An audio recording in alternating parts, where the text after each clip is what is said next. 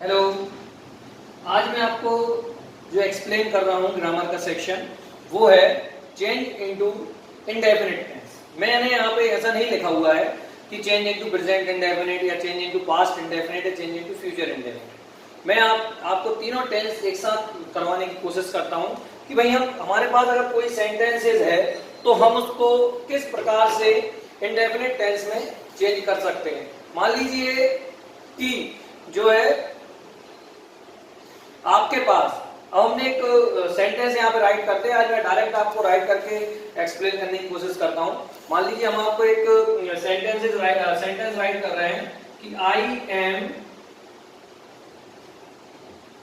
Going to Bhopal, और आपके पास जो क्वेश्चन आएगा आपके एग्जाम में वो आता है, मान लीजिए आपका क्वेश्चन आ रहा है कि भाई change into present indefinite tense. तो यहाँ पर हम प्रेजेंट इंडेफिनिट की पूरी स्पेलिंग ना लिखकर पीआर और आई लिख दे रहे हैं, तो इसको हमें प्रेजेंट इंडेफिनिट में चेंज करना है। अब हमने जो वीडियोस देखे हुए थे लास्ट के, तो उसमें हमने बहुत सारे रूल्स समझे थे। इसमें एक बार और हम इसको रूल्स को मैं आपको बोलता जाऊंगा।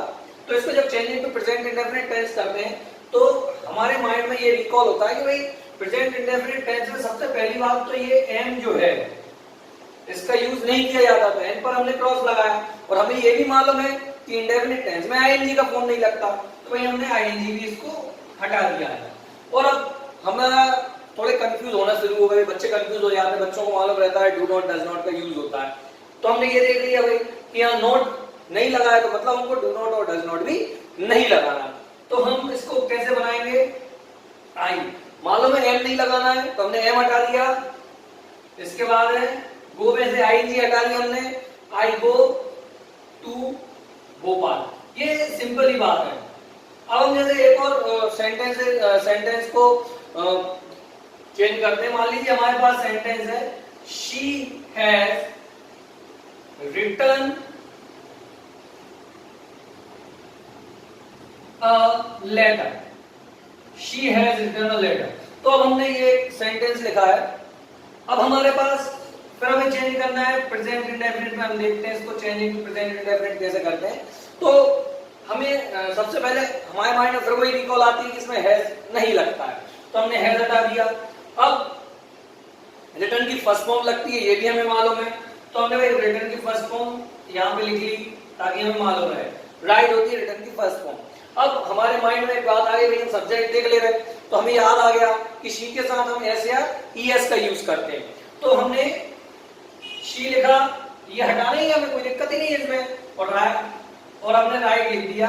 राइट में हमने एस लगा दिया, शी राइट्स अ लेटर। अब मान लीजिए एक और हम एग्जांपल समझने की कोशिश करते हैं कि हमने मान लीजिए लिखा है, एग्जांपल लिखा हमने कि दे प्लेड फुटबॉल। ये हमने एक एग्जांपल लिखा है, दे प्लेड फुटबॉल। और हमने कहा कि भाई चलिए हम इसे फ्यूचर इंडेफिनिट में कन्वर्ट करते हैं। भाई अभी तक मैंने आपको प्रेजेंट इंडेफिनिट ये बताया था, अब मैं आपको फ्यूचर इंडेफिनिट का भी एग्जांपल देता हूं। तो फ्यूचर इंडेफिनिट में बदलना है, तो हमें फ्यूचर इंडेफिनिट, जैसे ही हम फ्यूचर इंडेफिनिट की बात करते हैं तो हमारे माइंड में एक ख्याल आता है कि भाई फ्यूचर इंडेफिनिट जो टेंस है इसमें विल या शैल का यूज होता है। और हमने ये देखा भी था कि भाई शैल का यूज आईओबी के साथ किया था जनरल सेंस में, और विल का यूज बाकी सबके साथ किया है। तो हम आप दे के साथ विल लगा सकते हैं। तो दे के बाद आ गया आपका विल। प्ले में से हमें ईडी हटाना पड़ेगा। हम जानते हैं कि इंडेफिनिट टेंस में मेन वर्ब की फर्स्ट फॉर्म का यूज होता है पूरे इंडेफिनिट में, केवल पास्ट इंडेफिनिट को छोड़कर।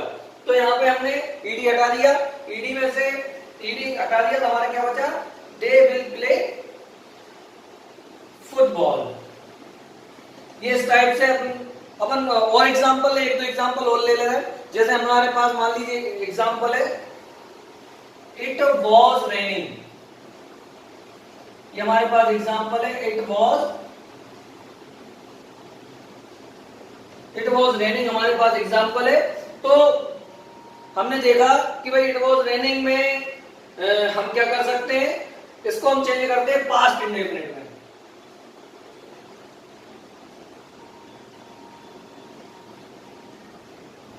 इसको हम किसमें चेंज करते हैं, पास्ट इंडेफिनिट में। तो हम ये देखते हैं कि भाई इंडेफिनिट में वॉज तो लगेगा नहीं और आईएनजी भी नहीं लगेगा, ईडी लगना है सिंपली। तो हम उसमें इट लगा दे रहे हैं, ये वॉज हटा दे रहे हैं, इधर से ये आपका आईएनजी वाला सेक्शन आपका जो है वो हटा दे रहे हैं। हमारे पास क्या बनेगा, rain, it was it rain, ये आपका पास्ट इंडेफिनिट का हो गया।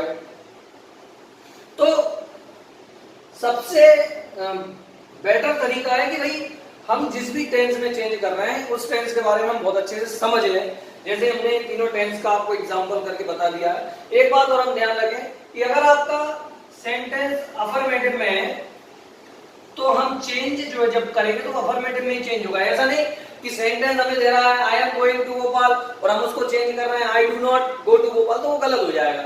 अगर आपका सेंटेंस अफर्मेटिव में है और अगर आप चेंज कर रहे हैं तो वो आप अफर्मेटिव में ही चेंज करेंगे, और अगर आपका सेंटेंस नेगेटिव में है और अगर आप चेंज कर रहे हैं तो आप नेगेटिव में ही चेंज करेंगे, और इंटरोगेटिव में है तो आप वो इंटरोगेटिव में ही चेंज करेंगे। इस बात का आपको विशेष ध्यान रखना है कि अगर सेंटेंस जिस टाइप से होगा आपको चेंज भी उस टाइप से करना पड़ेगा।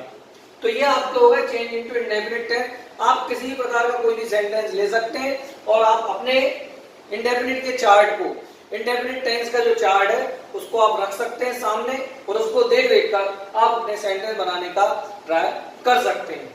या आपके पास कहीं से आपको 8-10 सेंटेंसेस मिल जाते हैं तो उन 10 सेंटेंसेस को अपना राइट कर लीजिए और फिर उन 10 सेंटेंसेस को आप प्रेजेंट इंडेफिनिट या पास्ट इंडेफिनिट या फ्यूचर इंडेफिनिट टेंस में चेंज करने का ट्राई कीजिए। तो इससे आप आसानी से, जितनी आप प्रैक्टिस करेंगे उतनी जल्दी से आप इन सारे टेंसेस को और इन सारे रूल्स को आप लर्न कर सकेंगे। और अगर हम प्रैक्टिस नहीं करते हैं तो आने वाले समय में हम कुछ दिन बाद इन रूल्स को भूल जाते हैं। तो ये आपका change into indefinite tense complete होता है। अब इसके अगले वीडियोस में आपको अगली ग्रामर की जानकारी दूंगा, अगले टेंसेस बताऊंगा, अगले चैप्टर्स को डेमोन्स्ट्रेट करूंगा।